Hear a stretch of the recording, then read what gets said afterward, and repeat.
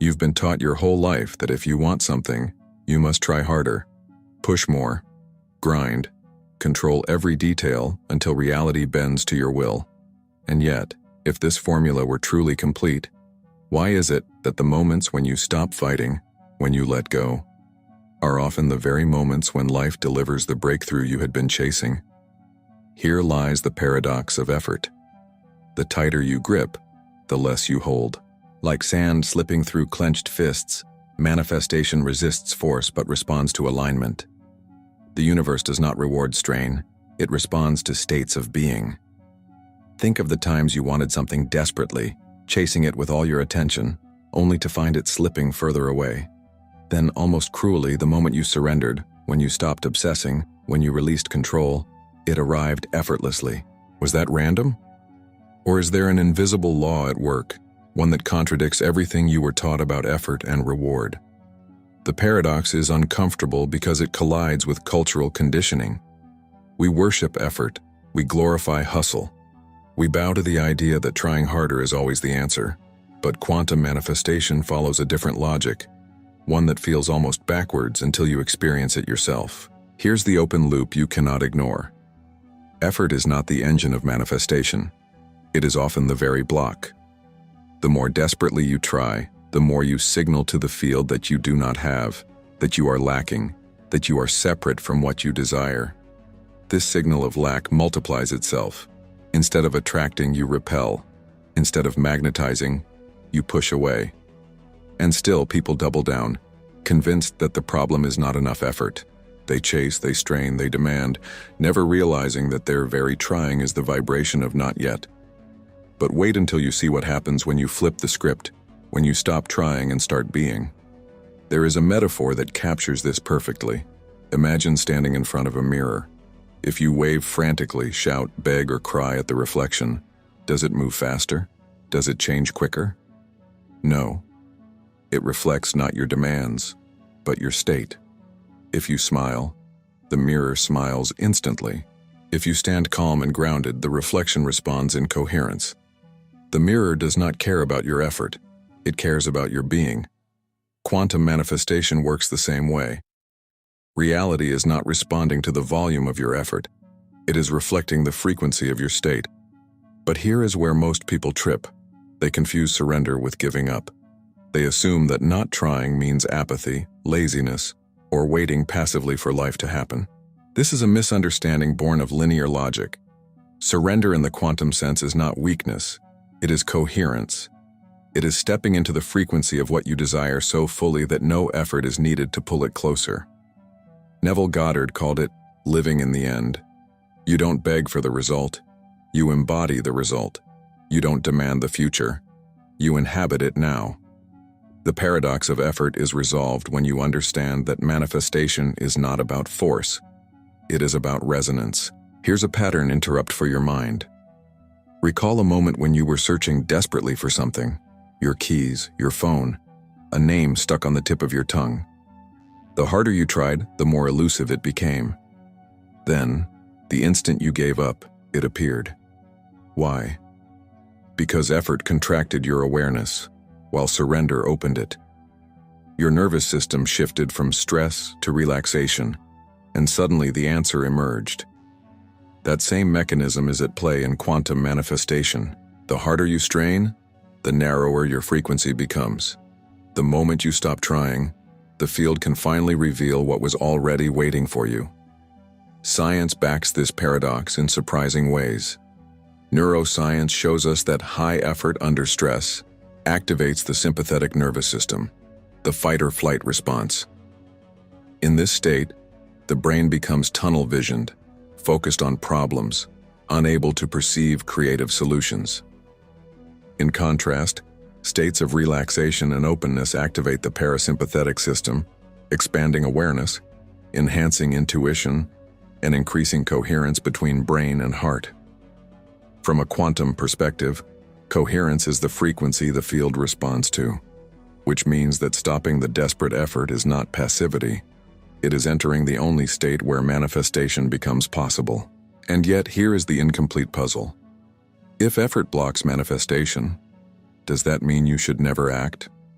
Should you simply sit back and wait for life to deliver? No. Action still matters. But the difference lies in where the action comes from.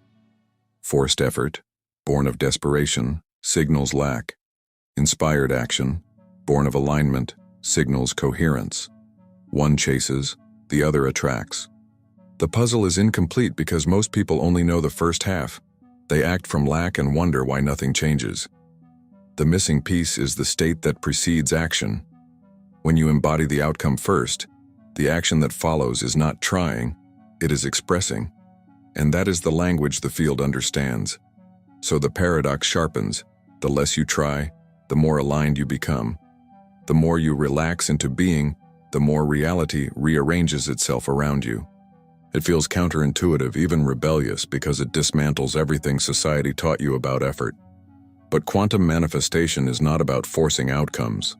It is about surrendering the illusion of control so completely that you step into the state where outcomes are inevitable. That is the paradox of effort. Trying harder often delays what surrender delivers instantly, and here's the loop left open for you. If stopping the struggle is the key, what happens when you go beyond stopping effort and begin to live as if the manifestation is already complete? What shifts when you replace trying with being? That answer begins to unfold in the next chapter, where science and spirituality converge to reveal the hidden mechanics of resistance, and why letting go is not weakness, but the most powerful alignment of all.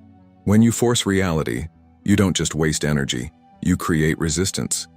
Resistance is not just a metaphorical idea, it is a measurable state in both the body and the field. Neuroscience and quantum theory together paint a picture that is both unsettling and liberating. The very effort you rely on to bring your desires closer often becomes the frequency that keeps them away. Understanding this is the first key to unlocking why quantum manifestation happens only when you stop trying. Start with the body. The nervous system has two primary gears, sympathetic and parasympathetic. The sympathetic is designed for emergencies, fight, flight, or freeze.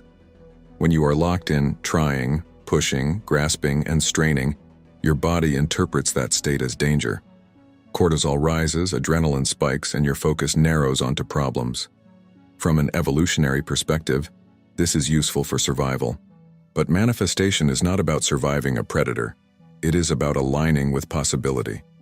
When your body is in stress mode, you collapse the range of what you can perceive. The quantum field, which holds infinite potential outcomes, is filtered down to the narrow tunnel of fear and lack. You cannot access new timelines from that frequency. Now look at the brain. Under stress, the prefrontal cortex, the seat of imagination and higher reasoning, goes offline. Blood flow is redirected to the amygdala, the fear center. This is why trying harder often makes you feel stuck. You lose access to creativity, intuition, and problem solving. The more you push, the more rigid your perception becomes, and the less likely you are to notice synchronicities or opportunities that could guide you. From the perspective of manifestation, this is catastrophic. The signs are there, the field is responding, but you are blind to it because your brain is trapped in survival circuitry. Quantum physics mirrors this truth. At the smallest scales, particles exist in states of possibility. Waves, not certainties. Observation collapses the wave function into one outcome. But what kind of observation? Here is where things get fascinating. Experiments show that the emotional and mental state of the observer changes the way probability collapses into form. Coherence produces clear results. Chaos produces noise. When you observe reality through the lens of stress, desperation, and lack, you collapse the field into outcomes that match that frequency. The science of resistance is the science of misaligned observation, trying so hard that you reinforce the absence of what you seek. Psychology has its own language for this, the ironic process theory. The more you try to suppress or force a thought, the stronger it becomes. Tell yourself not to think about failure, and failure dominates your mind. Tell yourself you must succeed now, and the urgency blocks the very state needed for success. Resistance multiplies the very thing you are trying to escape. It is not just a personal quirk, it is a universal law. What you resist persists. What you push against, you invite closer. The energy of resistance is sticky, and it attaches to the outcomes you fear. This is why affirmations sometimes fail. If you repeat "I am abundant" while vibrating in lack, the field does not hear the words, it hears the frequency. The affirmation becomes a mask over resistance, not a transformation of it. The brain detects the mismatch, the heart feels the incoherence, and the field mirrors the real signal. Desperation. Trying harder to override it only deepens the resistance. This explains why many people exhaust themselves with spiritual practices and rituals, only to feel further from the outcome than when they began. They are trying, but trying from the wrong state. Here's the pattern interrupt. Resistance is not neutral, it is creative. Every time you try with desperation, you create outcomes in alignment with desperation. This is why the science of resistance matters so much. It reveals that manifestation is not delayed because the universe is testing you, but because you are testing yourself. You are projecting a frequency of effort that encodes lack, and the field responds faithfully to that broadcast. The universe is not ignoring you. It is answering you perfectly, but at the level of resistance you are transmitting. So what is the alternative? If effort creates resistance, does that mean you abandon all action? No. The distinction lies in state.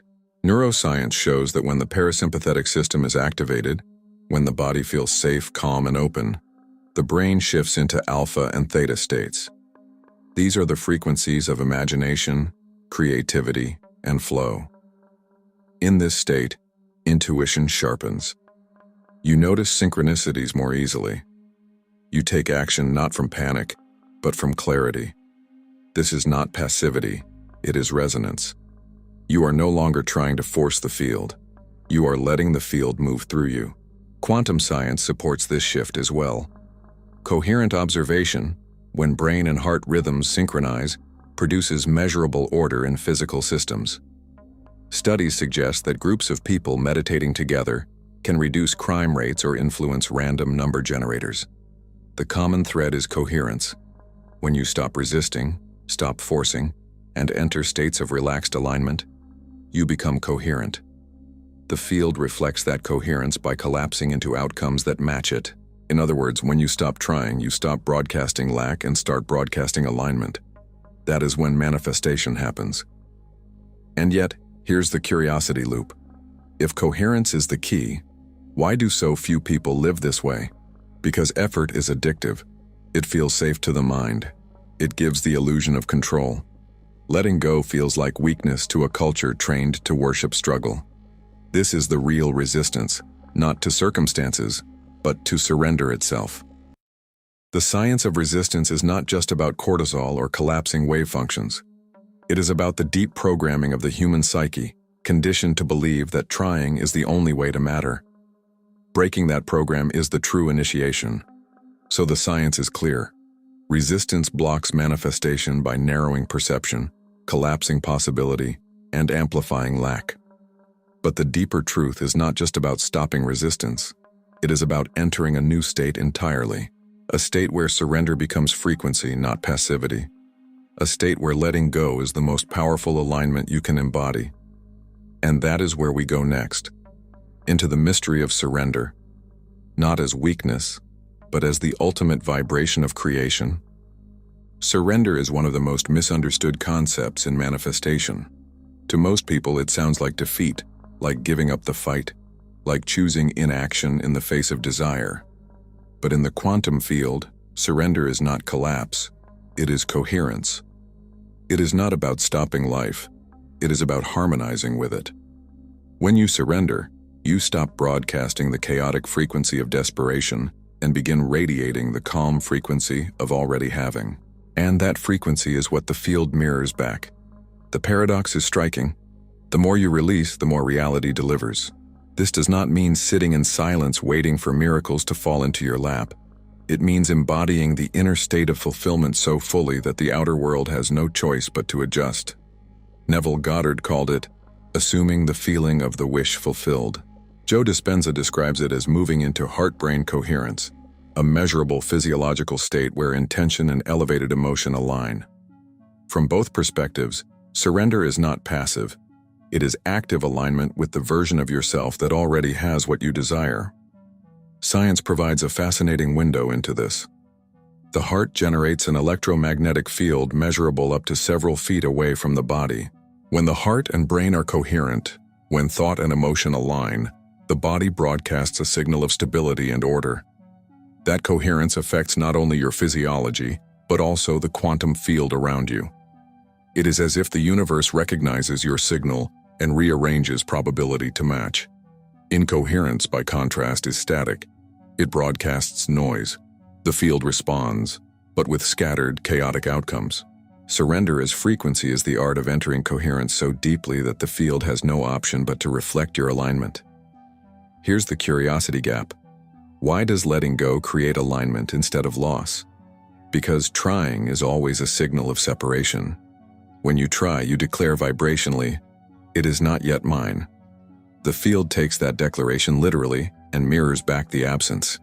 When you surrender, you declare, "It already is." You are no longer reaching toward the desire, you are embodying it. This is why manifestations so often arrive when people finally release the obsession, when they relax into trust. They stop radiating lack and start radiating completion. The field cannot resist that signal because it is coherent. Think of water. If you stir it violently, the reflection on its surface distorts. Try to see yourself in that chaos, and the image fractures. But if you let the water settle, stillness emerges. Suddenly the reflection is clear, accurate, whole. Your vibration works the same way. Effort is turbulence. Surrender is stillness. And only in stillness does the reflection of your desired reality appear without distortion. This is not metaphorical. It is the literal dynamic of frequency and reflection. The universe is the mirror, and surrender is what allows you to see clearly. But here is where most people stumble. They think surrender means not caring. They say, if I stop trying, I'll lose all motivation. Nothing will happen. This is the incomplete puzzle. Because surrender is not apathy. It is profound presence. It is holding the vision of what you desire without clutching it, without strangling it with desperation. It is like holding a bird in your hand. Grip too tightly and you crush it. Hold too loosely and it may fly away. True surrender is neither.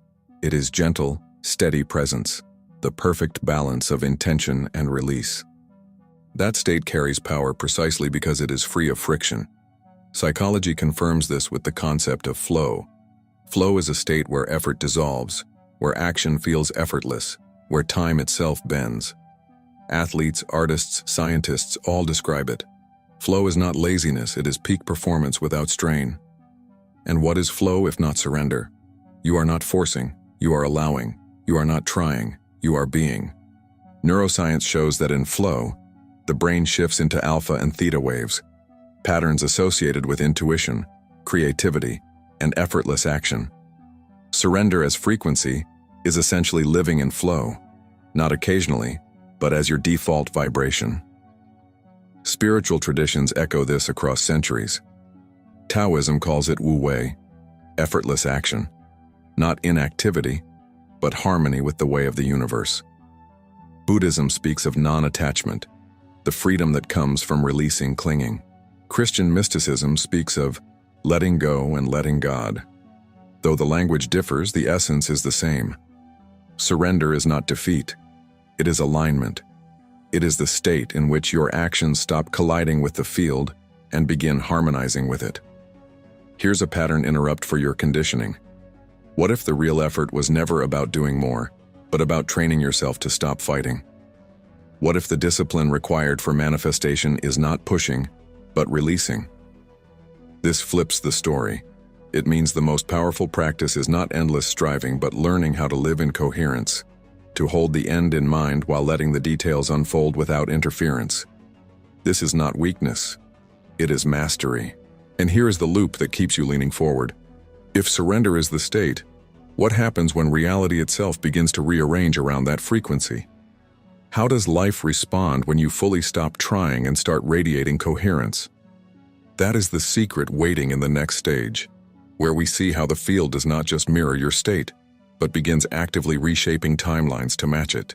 There is a moment every manifestor eventually encounters, a threshold where trying collapses into being, and suddenly, reality begins to move in ways that feel impossible to explain. The job you chased endlessly appears when you stop obsessing. The relationship that felt unattainable arrives the moment you stop clinging. The money you struggled to force into your life flows in when you release the desperation. People call it coincidence, luck, divine timing, but at the core is a single principle. When you stop trying, reality rearranges. The shift is so profound that once you experience it, you can never return to the illusion that effort alone creates outcomes. Imagine a pendulum. If you push it frantically, it swings erratically, chaotic, unstable. But if you give it one clear release and let gravity and rhythm take over, it finds its natural arc, smooth and effortless. Your life works the same way. Constant pushing introduces turbulence. Surrender introduces rhythm. And in that rhythm, events begin to align with an elegance no amount of strain could engineer. You are no longer fighting reality. You are synchronizing with it. The signs multiply, opportunities emerge, timelines adjust, not because you forced them, but because you finally allowed them. Quantum science offers an insight into this. When two systems become coherent, they no longer resist each other. They entrain. Their rhythms lock in, their energy stabilizes, their patterns align. In physics, this is resonance. In manifestation, this is surrender. When you stop trying, you create the frequency that allows your personal field to entrain with the larger field of possibility. Timelines that once seemed distant or improbable slide into coherence, not by force but by resonance. This is why manifestations often arrive when you least expect them, because expectation wrapped in obsession is resistance, but openness wrapped in surrender is alignment. And yet, the question remains, how do you know the difference between doing nothing and letting go? This is where people get confused. Doing nothing is apathy, withdrawal, fear disguised as passivity. Letting go is alive, vibrant, infused with trust. When you let go, you do not collapse into emptiness. You expand into resonance. Your body feels lighter, your thoughts clearer, your awareness sharper. You are not ignoring reality. You are co-creating it. And the universe responds by sending confirmations, signs, synchronicities, encounters that remind you you're on the right path. The very structure of reality seems to lean in your direction. Think of the stories you've heard from others, maybe even from your own life. The moment they stopped sending out endless resumes and started working on themselves, the perfect opportunity appeared. The moment they stopped obsessing over finding love and began living with joy, a relationship manifested.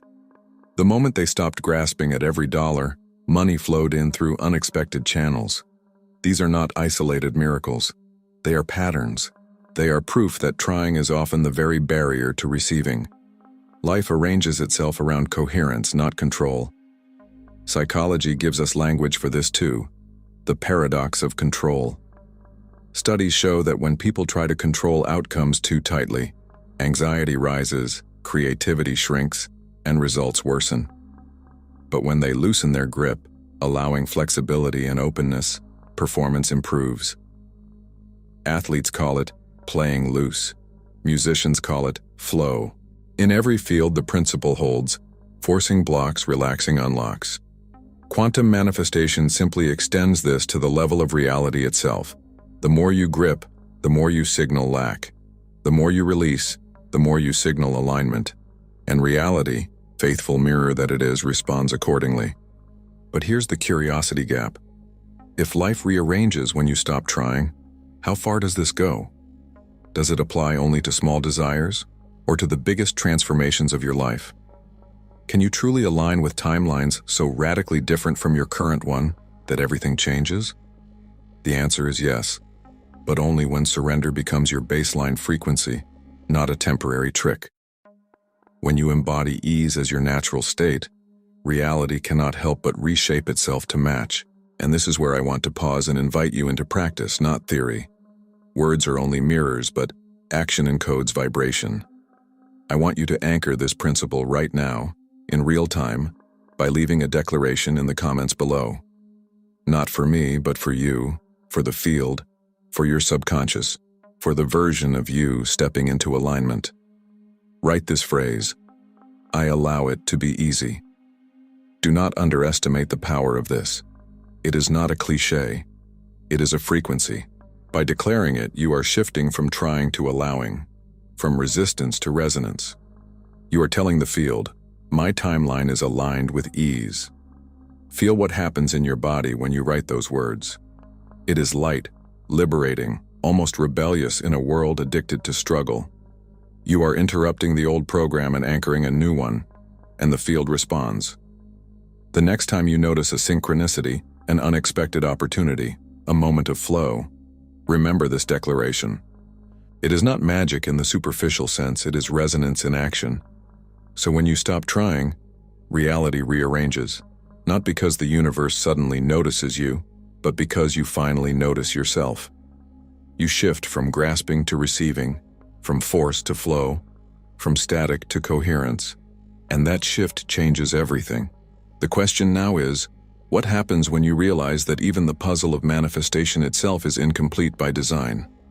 That the field never shows you the entire picture at once, only fragments to guide you forward? That is the mystery waiting ahead, and it is the final piece of the paradox that makes surrender not just powerful but necessary. If manifestation were a clean formula, a straight line from desire to outcome, you would already have everything you ever wanted. But the truth is that the process is not linear. It is fragmentary.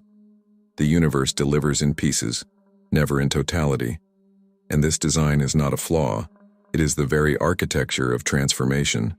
The incomplete puzzle is what keeps you alive in the process, what keeps you searching, aligning, evolving. Effortless creation emerges not from mastering every detail, but from learning to live inside the gaps.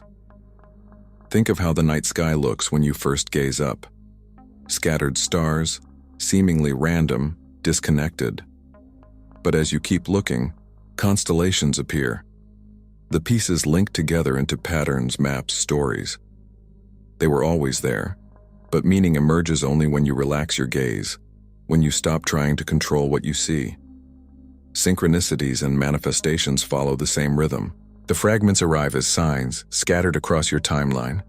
The more you force them to form a complete picture instantly, the more frustrated you become.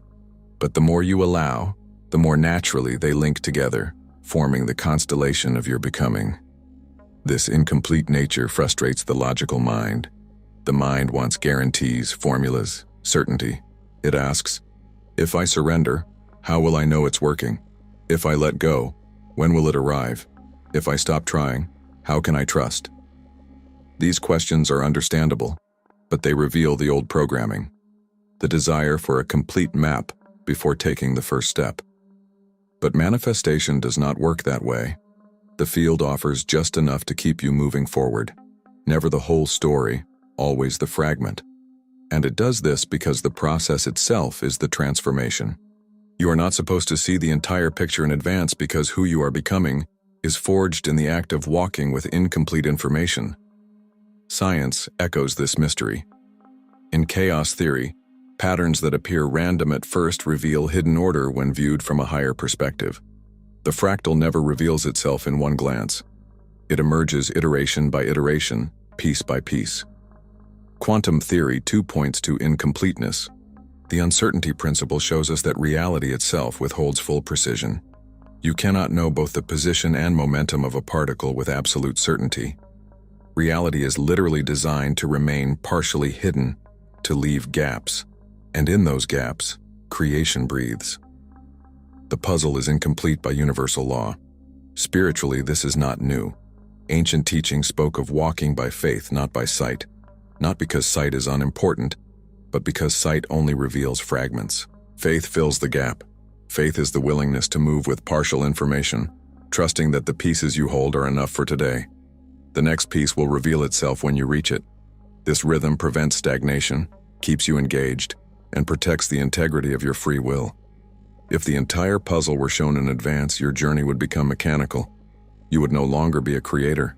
You would be a follower of a script. The gaps are what make you a co-author. But here's the pattern interrupt you must confront. Trying harder is usually the mind's way of resisting the incomplete puzzle. You want the whole picture now, so you grasp, control, obsess. That effort collapses the mystery into frustration. Yet the truth is, the incompleteness is the most fertile part of the process. The fact that you don't know when or how is not the barrier. It's the mechanism. It is the very thing that keeps your vibration alive, curious, open, searching. The incomplete puzzle keeps you in movement, and movement keeps you in resonance. Consider a simple story. A man longs for a change in his career. He sets his intention, but instead of a clear answer, he receives fragments, a chance encounter with someone in a different industry, a book recommendation, an idea in a dream. None of them make sense individually. But when he stops forcing, when he allows the fragments to gather, a pattern emerges. The encounter connects to the book inspires the idea opens a door. The puzzle never arrived complete, but piece by piece it revealed the path. And because he lived the gaps, the transformation shaped him along the way. This is effortless creation, not forcing the puzzle into completion, but allowing it to assemble itself around you, not demanding every piece now, but embodying the state that magnetizes the next fragment. The field delivers in proportion to your coherence, not your effort. Each fragment is both enough and incomplete, both satisfying and unfinished. And this tension is not meant to torture you. It is meant to evolve you, to keep you aligned not just with the outcome, but with the process itself. Here's the curiosity loop. What if the incompleteness never ends? What if manifestation is not about finishing the puzzle at all, but about realizing that life itself is the puzzle, eternally unfolding? The relief and the terror of this idea collide. Relief, because you can stop demanding finality. Terror, because you realize there is no finish line. But when you embrace this, effortlessness becomes natural. You are no longer waiting for completion to grant you peace. You find peace in the fragment. And from that peace, the next fragment always arrives. So effortless creation is not the absence of effort. It is the absence of resistance to incompleteness. It is the willingness to hold the puzzle in its partial form and still say, "This is enough." It is the choice to live aligned not with certainty, but with trust. And that trust is what pulls new timelines into coherence. The incomplete puzzle is not a failure of manifestation. It is the signature of the quantum process itself. And now, the final piece awaits. What does it mean to live this way permanently? To become not just someone who notices fragments, but someone who embodies the frequency of effortless manifestation itself? That is the closing revelation, where the decoder of reality is born, and where surrender transforms from a practice into a way of being. At some point, the practice of manifestation is no longer about techniques, rituals, or even signs. It becomes about identity. Who are you being? What frequency are you broadcasting? The final paradox is this: manifestation stops being something you do and starts being something you are. To live in effortless creation is to stop reaching for the field and to realize you are the field. When you try to manifest from the outside, you reinforce separation. I am here, my desire is over there, and I must bridge the gap. But when you embody effortless manifestation, the gap dissolves. You don't chase outcomes, you inhabit them. You don't wait for confirmation, you broadcast coherence. The reality you seek flows not because you pulled it in, but because you radiated it out. You became the timeline, you became the frequency. The field rearranges not around your effort, but around your being. Science hints at this through the concept of coherence and resonance. When two systems vibrate at the same frequency, they merge into one rhythm. Your consciousness is no different. When you hold the vibration of what you desire, not by forcing, but by being, the field resonates with you, collapsing into alignment. You are no longer trying to enter a new reality.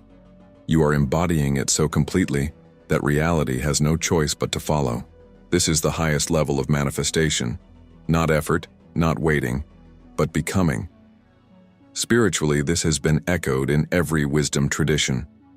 The mystics said, "Be still and know." The Taoists spoke of Wu Wei, effortless action flowing from alignment with the Tao. Neville Goddard insisted on living in the end, not as imagination, but as identity. Joe Dispenza describes it as tuning into the electromagnetic signature of your future self until it becomes indistinguishable from your present. The language differs, but the essence is the same. When you stop trying, when you stop reaching, when you embody the frequency, you collapse into coherence with the reality you seek. But here's the curiosity loop that draws you further in. What does life look like when you live this way consistently? When you no longer toggle between effort and surrender, but instead rest fully in being? The answer is not about perfection. It is about rhythm. You still act, but your actions flow. You still choose, but your choices emerge from alignment, not desperation. Life becomes less about achieving and more about receiving. The incomplete puzzle no longer frustrates you because you understand that the puzzle was never meant to be finished. It was meant to be lived. To live as the field is to stop searching for signs and to become the sign. Others notice your coherence, your calm, your flow, and they feel it resonate in their own lives. You become a walking synchronicity, a living symbol of alignment. This is the ripple effect of effortless manifestation. Your being transforms the field not only for you, but for those around you. You are not just decoding reality, you are shaping it. You are not just following timelines, you are anchoring them. Here lies the ultimate invitation: to let go of the illusion that effort equals worth. To step out of the story that struggle is the price of creation. To embody the truth that reality rearranges when you stop trying, because you were never meant to chase. You were meant to align. And alignment is not something you do for a moment. It is something you become. Now, if you want to take this understanding deeper, beyond inspiration into structured practice, I created something to guide you. It's called Awaken Your Quantum Power.